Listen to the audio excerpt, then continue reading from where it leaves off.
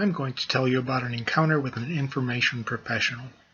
This story takes place when I was working as a direct care worker at a group home for adults with mental illnesses.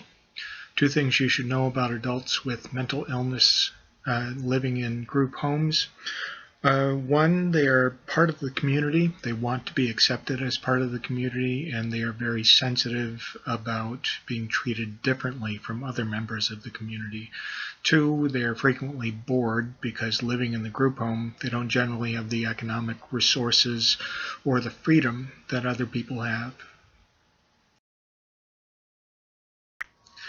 So, I was one of two staff with about 5 or 6 residents, including Joe, a short, skinny, nervous kind of guy with a lot of anxiety, sort of a chihuahua in human form.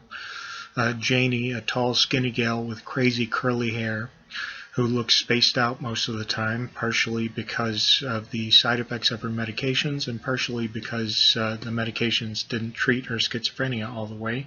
So she was distracted by disorganized thinking and the occasional delusion or hallucination.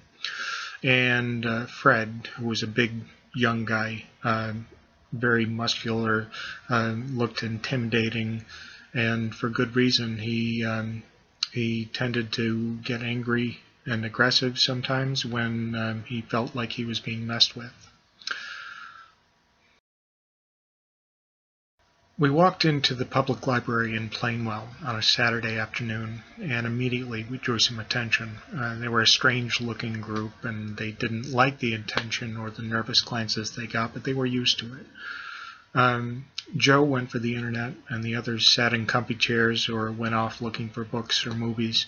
I approached the librarian at the circulation desk to ask about getting the residents some cards, and especially after she found out where we were from, she was visibly nervous and kept glancing over at the residents to check up on them, as if any minute they were going to tear the library apart for no apparent reason.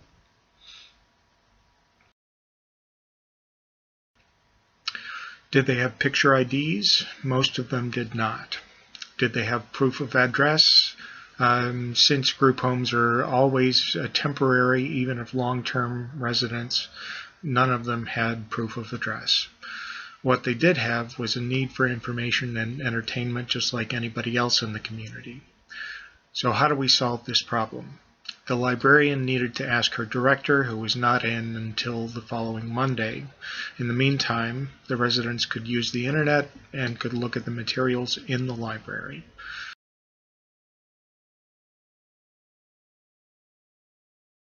One of them needed help finding books on trains, and the librarian showed her how to use the computer catalog.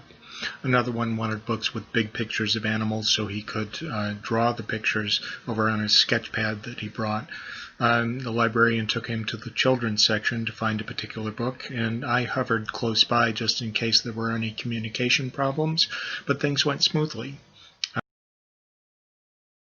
This librarian was not used to people like our residents, but she was friendly and she accommodated us the best that she could.